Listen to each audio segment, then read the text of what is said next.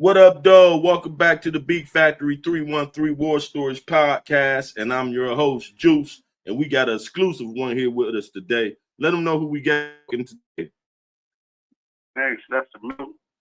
Hey, how's it going? Project. How's it going? Let's let them know where you from. I ain't mean to cut you off. Detroit Booster Project.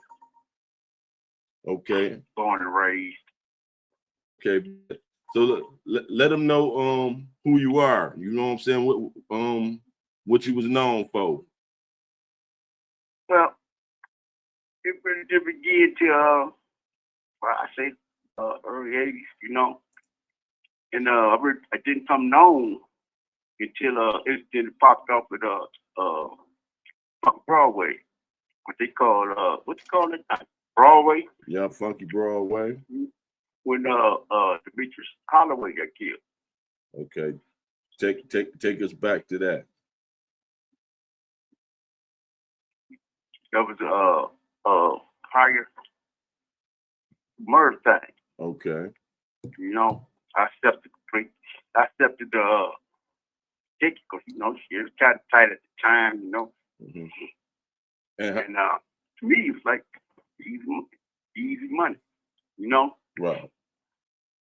And so, how much time did you get for that? I had to the top because they had me in a situation where I didn't want me and brother go down for the same time. Somebody had to be out there after 25 to 45, Okay. just to clear him, And I did that shit, Right.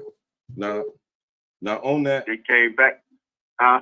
No, go ahead. They came. Go ahead. I ain't gonna cut you off. Yeah, it came back like a couple of years, a few years, about 5, 6 years later. It hit me with a double homicide, cold case, Okay. Now out of Oakland. Out of Oakland. Oh, out of Oakland. Well, we go. Yeah. We go get to that one. Let's finish with the Meech first. The elephant in the room. Now, your brother, they try to get your brother hemmed up on. I thought y'all beat that in the state case. What happened in the state? No, we ain't never. I never wanted to challenge it. I didn't know certain things. Like the owner of the store. Mm-hmm. I didn't know he was put down. That he's wasn't gonna testify. Right. And the guy that I'll tell you about Hudson, Michael Hudson, one of the only eyewitnesses who actually knew me. Right. He I ain't gonna say absconded, but he ain't he just didn't run around no more. Right. Because I went looking for him. Okay. Probably to see what he was talking about. Right. I looked for him like 6 months after that incident jumped up, and finally he got on the phone to another guy and told me he ain't seen nothing, he ain't hear nothing. That ain't what I want to hear. He was a witness. He was a live witness, Right. But I didn't know that he was also a federal confidential witness. You know what I'm saying? Right. He been doing getting on people's cases. Oh, but okay. He just ain't no young brother. Right. Kind of find out through a couple of sources that they took him off the grid because they had to hide him. Right. Okay. So that day, tell us how it transpired that day when y'all got down to the Funky Broadway that day. Well, me and brother cruising, mm-hmm. and Fuzzy. I don't know if you know Fuzzy. I don't know Fuzzy. He passed. But anyway, what we was actually doing, bro, was trying to hook up with Fuzzy so they can get out on some situations and shit, mm-hmm. on their board. And we got the call saying that Meech was down Broadway, so we didn't tell Fuzzy. Mm-hmm. We just took off. Got our things together, outfits and shit, you know what I'm saying? Get the car, cleaned it up, and roll on down there. Okay. Was y'all in the famous BMW like they say? No. Okay, bet. Okay, no. Go ahead. No. It was a black BMW down there. The guys that supposed to be with him was sitting in the car. Oh. I seen it, but I ain't paying no attention to it because I had what I was gonna use, and I had what a pistol that I was gonna get away with, you know. Okay. So if I had to run into some shit, I had another extra pistol. And brothers out there in the car watching. He got a pistol, you know. He got two actually. Right. But I seen that black BMW and all that old whistling shit they talking about. Mm-hmm. Like I said, got him and now whistling like a Yankee Doodle shit. Right. No, I ain't have him. So, I ain't have him. So tell us how it happened. If I had time. Huh? Go ahead. What you was about to say? Go ahead. I said if I had time to whistle and all that old shit, I would have got that money belt around his waist. I seen it, but that ain't what I came there for. I came there to kill him, and that's what I did. Right. So you know, when you came in, so did your brother never got out the car either? Like they said he was holding the door and all that? No. Okay. No, he wasn't holding the door. Because he was in the car. Mm-hmm. You know, I always say like this. He outside the car, standing by the car, just in case I had to come out running or somebody was behind me and cover my back. Mm-hmm. That's all it did. Like I said, I didn't recognize Demetrius. Okay. So I went out and told, bro, go look and see if that's him. He said, come back out and say, yeah. I said, shut up. I'm finna go. So I go in there, and he's standing at the counter, waiting for some items. I don't know. He see me. But I just walked right by him. You know, like it was. He like looked at you. You know? He looked at you. Like I ain't there for them. Huh? He looked at you. Yeah, he looked at me. I just kept walking. I ain't acknowledged him or nothing. Mm-hmm. You know, he looked at me. And I just kept walking like he wasn't even there. You know. And I walked by him, went down the rope, the aisle, and tried on, took my coat off, and tried on another coat, looking back and see if he paying me any extra attention. He right.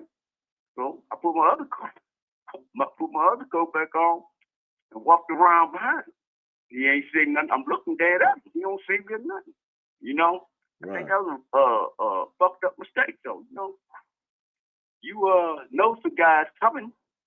I don't know if he know they come down there. Right. But he knows somebody on his ass. Right. You know? I know somebody described him to me. I mean, you know. Right. Somebody said, yeah, he's short, dark, you know, real dark skinned brother. Right. And he didn't know. So I walked up behind him, hit him one time in the head. Mm-hmm. He fell down, stood over, hit him again in the head. You know? Right. Got the pistol in my hand. I hear the owner of the store screaming and shit. I see my man who I told you, Michael Hudson, who acknowledged me, he stepped behind the counter like, oh my God. And there was a white woman there standing in front of him. She got blood all over him. She screaming. And I just walked out the door. Just made sure nobody was running up behind me or anything, because that's why I kept a pistol in my hand. Got out there, got in the car. And what about that black BMW? Swing around the block. Mm-hmm. First tour we came to that we could lift up, mm-hmm. I tossed it, you know. I drove from there and to the safe house. Well, it really wasn't no safe house. Well, it was a house that we had planned to be in until we can get, you know, right, get some money to fly out this motherfucker. That was the first time I went to Vegas, you know. Right. No. So that's what we did. Now, how you hit our hands for the $2, you know, right, to get us on that plane. We got down, by the time we got to Vegas, we waited about a day. Dog came through and hit our hands hard. You know, so we get back to city in about 3 or 4 weeks. So we could see if the heat was on. Right. So really, people didn't know me, not for that. You know what I'm saying? They ain't know me for that. Right. So my name never surfaced at that time. Only time my name surfaced when I found out later was Fuzzy was talking to people in Muskegon Penitentiary, telling them he was bragging about it, that it was me, him, and Toe that did that, my brother, you know? And it wasn't even like that, you know? I found that out when I got back, came back to the penitentiary, you know? Right. So how many years was this later? How many years was this later? Oh, I can't even really actually say how many years. Well, it was some years because I started filing paperwork, you know, trying to appeal this shit. Right. You know, Well, how did they even get up on you to arrest you for it then? Well, like I said, a guy named Michael Hudson. Oh, Now, when I met him, there's two ways they got in touch with me. Michael Hudson. When I met him, I ain't had no reason to disguise my real name. You know what I'm saying? So we kept it plain like that. right. And they came in prison. You know, they came in prison. They known guys that give up information like that, and they found out who I was from there. And they went from there. You know that how they look a motherfucker up and down. Right. You know what I'm saying? They research or whatever. I'm on paper with them. Right. So all this about your little sister getting arrested with a murder weapon, that's not true. That's not true. Okay. That's not true at all. You know, I heard that. I talked to her about that. I said, where that come from? She said, man, everybody's speculating about that. They just coming up with stuff, you know. But she knows and I know. Everybody that was close to my family, no, she ain't gonna do that. Right. I wouldn't even ask her to do that. The life I live, it's the life I live. Right. And you know, I ain't gonna involve my sisters. That's right. You ain't supposed I wouldn't to. even involve my other brothers.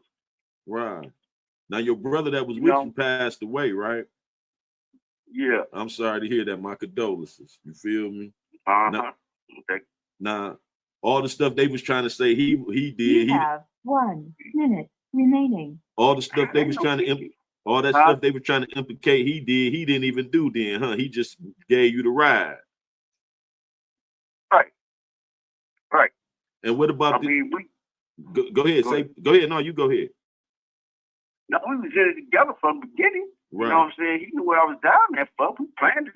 You know, it's like the house we gonna go to, the car we gonna drive, a van. You know what I'm saying? The clothes we gonna leave. You know, just in case I had blood on me. Right. I know I had blood on me. And I had the goddamn $800 coat on. I had this. Right. You know? Now, so how many days was you following Meech? How many days was y'all following him?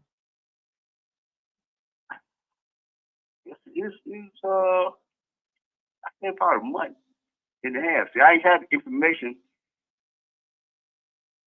Other people had the information as far as where he lay his head at. Right. You know what I'm saying? And thank you for using GTL.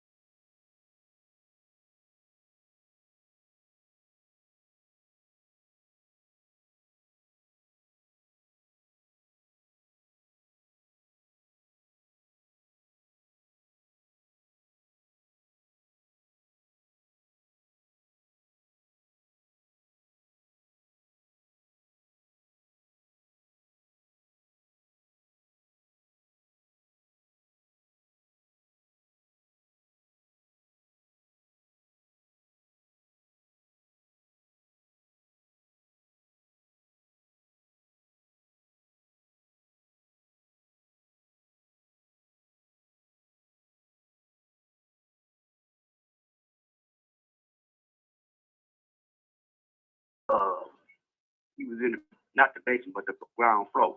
Okay. So we just got kicking it, you know. And one thing led to another. We knew some people, same people, you know. Okay. And he wasn't letting me rent. He just gave me the tape. Right. You know, that's when they had them old VCR stands, you know. So now I would go down there and kick it with him. Once a blue moon, but when that murder took place, you know, he scrammed. Right. I guess he knew that he might have been the target, which was true. Right. If I could have got around to it. But like I said, I never seen it. But when the police got me, I remember them speaking about him, that they had him in the Fed joint trying to hide him. They didn't want to put him in the state joint. Right. He had once went to Fair Joy for pandering, pimping and stuff. So look, Some old con man, hustler motherfuckers, right, they got caught up all his life, so they knew who he was. There's a couple guys in the penitentiary made a statement saying that I told them about this. And I, informers are in the Right. penitentiary. right, Never met these guys in my life. I think well, that's later on in life. I think they got in touch with the police once they heard it in the penitentiary. But it was Fuzzy who actually put it in the penitentiary. Because he been telling guys it was me, him, and my brother. right. And he wasn't never around. Did y'all ever run into when you was looking for Meech? Did you ever run into Cliff Jones? Did you know Cliff Jones? At one time, but not not at on no face to face thing. We didn't do that. We was stalking, and we had names for these guys. Right. Like Cliff Jones was the curly top, because he always wore them old goddamn curls. Jerry curls in his head. We was stalking. We had 2 spots on, but we couldn't just sit overnight at these spots watching them. Right. And we had, like, Demetrius was the jogger. We knew he'd come out and jog every morning. And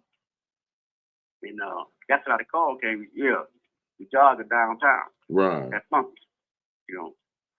Nah. Went on down there, kick our business, because we was already pre-planned what we were going to do. So was y'all? It wasn't no spur of the moment thing. Oh, well, okay. Now was y'all on Cliff? Y'all was on Cliff Jones trail too? Yeah. Okay. It was just that with Cliff, I think he was more hard of a target than Demetrius. Why you say that? Because every spot that I was at him, he never came. He thought one time I seen him at 19 hole. So I figured if he was there, then Demetrius must be in that building.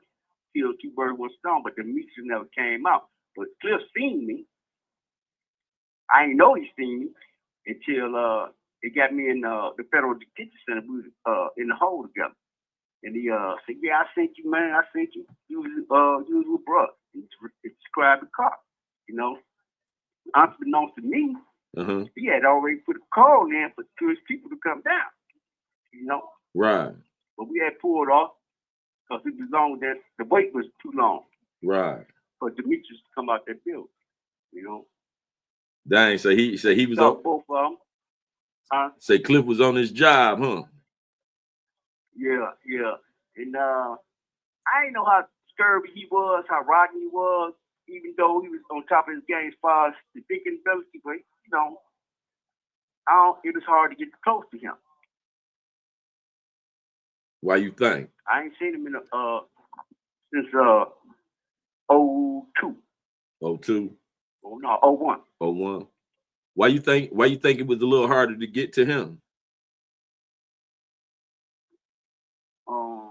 I think he took it more serious about the guys who put us on him. Right. And Beaches. Now what about? I think they had more dealings together. Okay. But I come to find out, you got to be calling them meetings. All the big fellas in Detroit call meetings. They try to make decisions about right. Who gonna do this over here? What's going on over there by their face? Like they the mob or something. Right. They was all at that meeting. And Dog say he brought proposition to the table.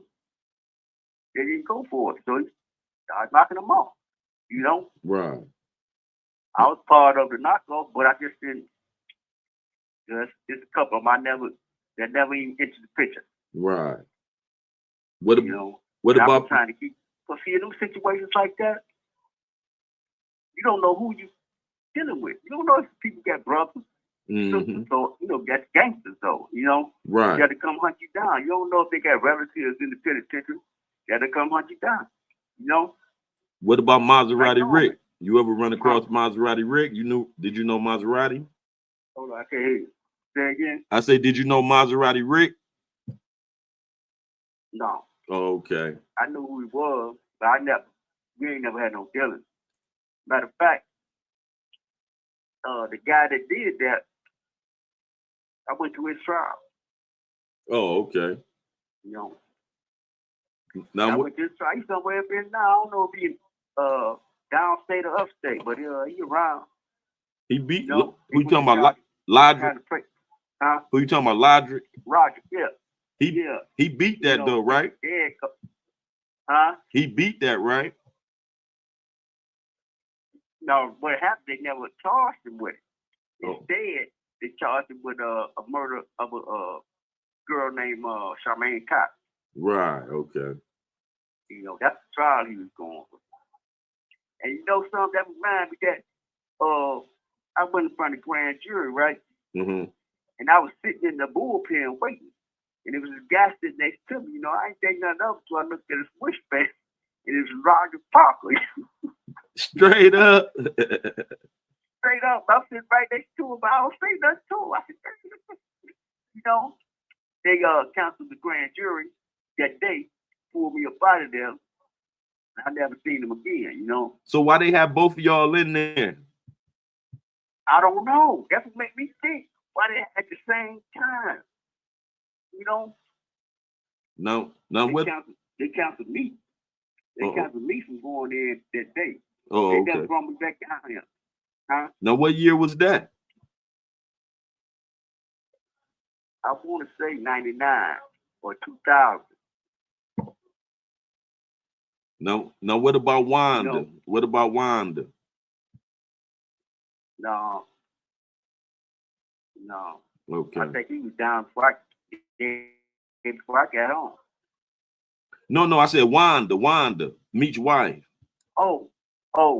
Did you know Wanda? Did you ever met Not Wanda? personally. Oh, okay. Not personally. I've seen her several times, but ain't nobody told me that she's on a list or anything that she had to be taken care of. Right. So I just acknowledge that who she was. That's right. I guess that's why Big Lou was telling me a lot. She might come back to Riverside. He was on the job, and he told me, "Man, bring all your paperwork out. Wanda want to know this and that." So I bring my paperwork out and give it to him.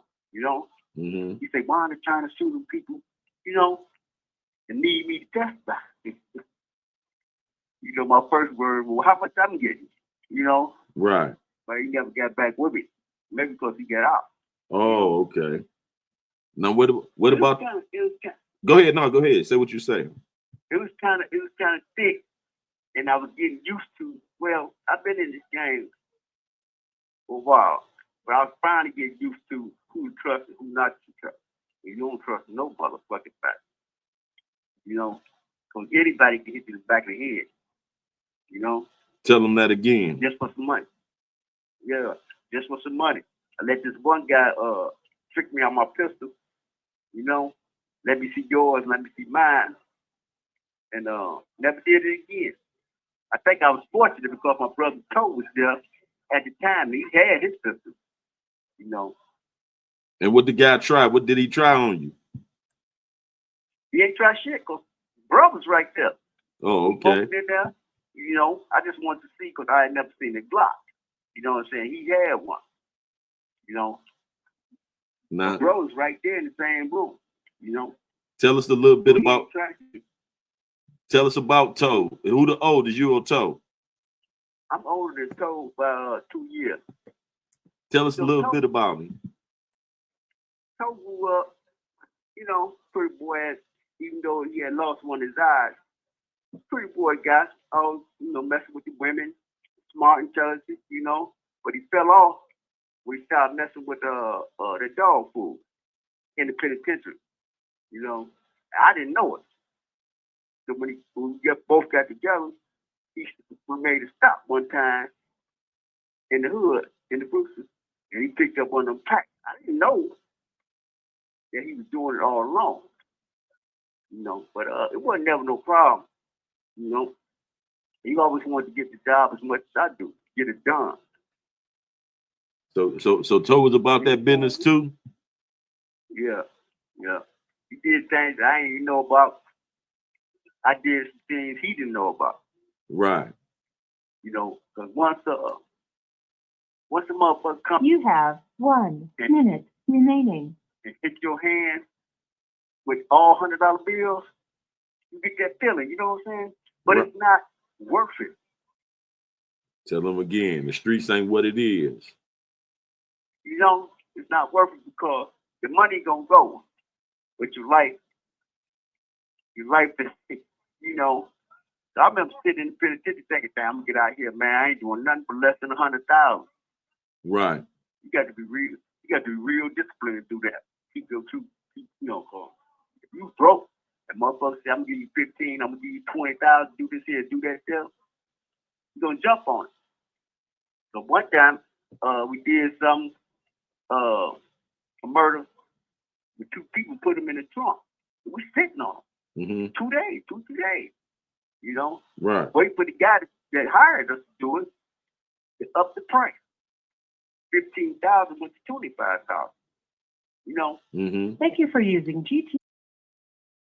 All right, that was the hitman Lester Milton out of Detroit, a known hitman.